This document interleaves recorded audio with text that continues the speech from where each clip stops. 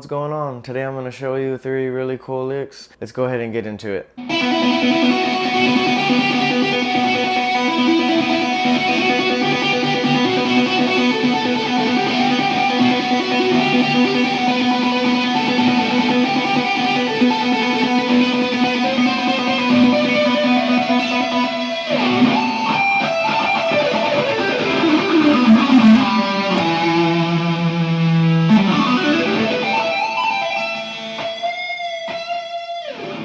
Alright, so these licks consist of pull-offs, hammer-ons, finger tapping. Now these licks aren't very long, and when practiced enough, you can get some pretty quick speeds out of this. So let's go ahead and break down that first riff. I'll go ahead and play it slow.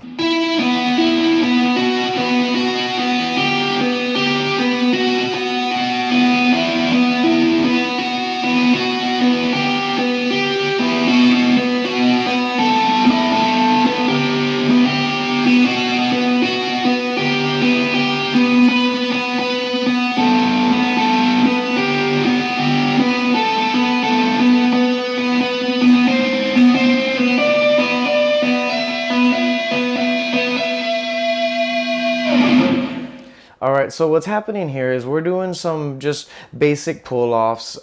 This first lick takes place in just one string, the B string. And throughout this riff, we're going to have a repeating B, and we're going to be going up through the E minor scale. Overall, we're going to be ascending. So we're going to start off by pulling off the 5th, 7th, and 8th frets. And those notes are E, F sharp, and G. So we're going to start on the 5th fret and we're going to pull off twice. So that would be an E. So when we pull off the note, we're hitting a B on the open string, but when we're pressing down on the 5th fret, it's an E. And then go to the 7th fret, which is F sharp, pull off twice. Then go to the 8th fret, G, pull off twice, and then go back down. And we're going to do this about 2 times. We do descend in this lick, but overall we're working our way higher up the neck. So overall this is a ascending lick. So then after that, we go to the 10th fret, which is A, and we're going to keep this same pattern. We're just changing frets, we're changing notes. So then we're gonna hit A, G, F sharp, which is 10th fret, 8th fret, 7th fret. So let's go ahead and play it so far, see what we got.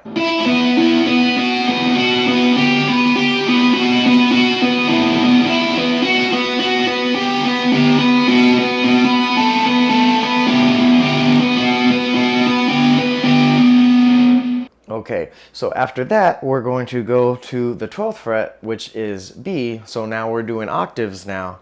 The open string, we got a lower B, and then the 12th fret B string, we got a high B. And then we're gonna hit B, A, G, the 12th fret, 10th fret, and 8th fret. So after this, we're going to continue to make our way through the E minor scale, and we're going to end on the E that's a higher octave from where we started, from the 5th fret. So that would be on the 17th fret of the B string. So this last part for this lick, we're going to start on the 12th fret, and then go to the 13th fret, and then go to the 15th fret, and then go to the 17th fret, which would be B, C, D, E. So let's go ahead and play this.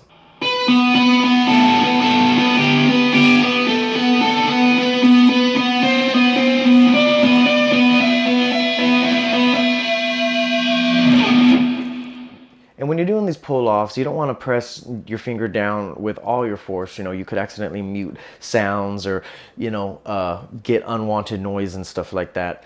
Just, you're going to kind of have to mess around with the pressure if you haven't practiced these very much. So you just kind of got to mess around with it and see how much pressure works for you. For me, I would say about a good mid-range type pressure, The more you practice these pull-offs and stuff, eventually it'll just be like, second nature, and you'll be doing the pull-offs without really, thinking about the force that you're using. So we're going to keep this in the key of E minor. And this next lick, we're going to do a descending E minor pentatonic lick. And this lick takes place in the positions of E minor pentatonic 1 and E minor pentatonic 2. And this riff goes like this.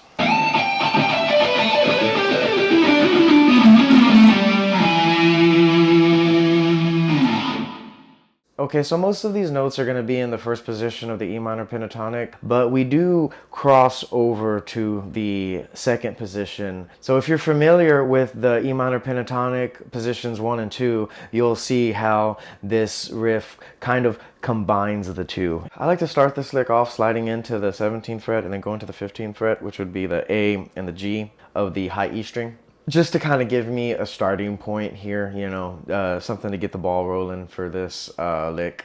You can use alternate picking for this lick, that's absolutely fine, but I prefer to use economy of motion. I just think it's easier, it feels so much more natural when you're using economy of motion for this. So just take it section by sections, you know, start with you know, the first 2 strings, get good, then go to the 3rd string, get good, go to the 4th string, you know, all the way till you can complete the whole lick. So for this 3rd lick, we're going to pretty much start where we left off on this low E 12th fret.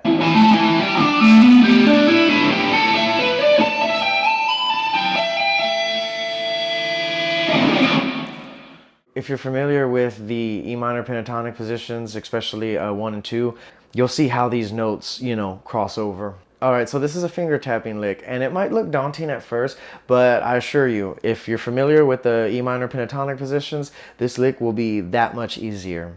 But hey, even if you're not, you can still learn this lick, and this will further your knowledge of the E minor pentatonic, you know, positions, at least 1 and 2. For this lick, what can help you is visualize the E minor pentatonic first position, and then visualize the E minor pentatonic second position. We're going to be ascending, right? Making our way up the E minor pentatonic scales, right? So what we're going to do is we're going to visualize that first E minor pentatonic position, and our fretting hand is going to be running through the first position of the E minor pentatonic, while our tapping hand is going to be hitting one note that is in the E minor pentatonic second position.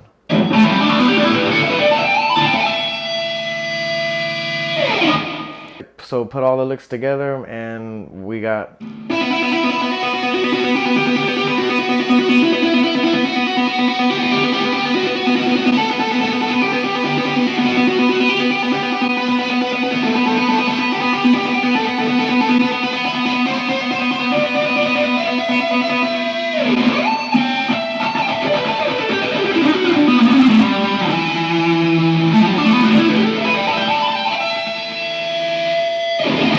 Alright, so the things that I want you to take away from this video are the techniques that are used within this lick, you know. So in that first lick, practice those pull-offs and get good, smooth transitions between notes. And also start practicing and getting familiar with how much force it's going to take to get good, clean pull-offs. It's just something that you're going to have to practice and get it down, because everybody's different, you know. Everybody's fingers are different, different sizes and stuff.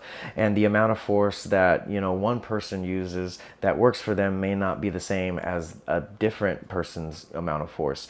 So it's going to be unique to you, and you know. So in the next lick, practice alternate picking, but also practice economy of motion picking. When I was learning this lick, economy of motion picking really just came more natural to me for this particular lick. You know, there are some licks where, you know, it's just calling alternate picking, and there are some licks that are, you know, calling a certain technique. But for this lick, economy of motion, I felt really comfortable doing that picking technique for this lick. So I encourage you to try economy of motion with this lick.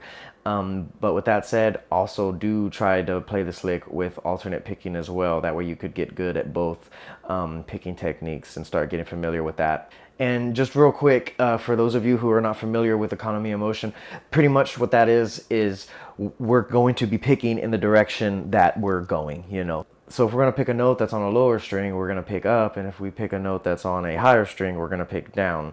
If we hit multiple notes in the same string, we can use alternate picking. But whenever the notes change to a different string, whichever direction that we're going, that's going to be the direction that we pick. And for the third lick, you definitely want to get familiar with this finger tapping. Even if you're not into finger tapping that much, it's always good to, you know, be well-rounded and know different techniques and skills and stuff. That way, should you ever need to use them, you have these skills available.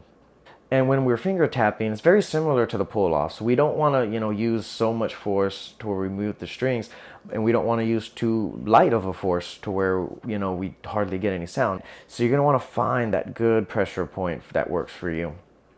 And lastly, get familiar with the E minor scale. These licks can really help you familiarize yourself with this. The first lick, we're pretty much making our way through the E minor natural scale, and licks 2 and 3 were in the second position and the first position of the E minor pentatonic scales. When we get familiar with scales and where they're at on the neck, it'll be easier for us to shift these licks to other keys and such, Take some time, go over these licks and get familiar with them, Change them up, make them your own, do whatever you want to do with them. Just have fun with it, I can't wait to see what cool things you guys are going to come up with. Remember to write music for our Lord and Savior, Jesus Christ, who shed his divine blood so that we may be saved.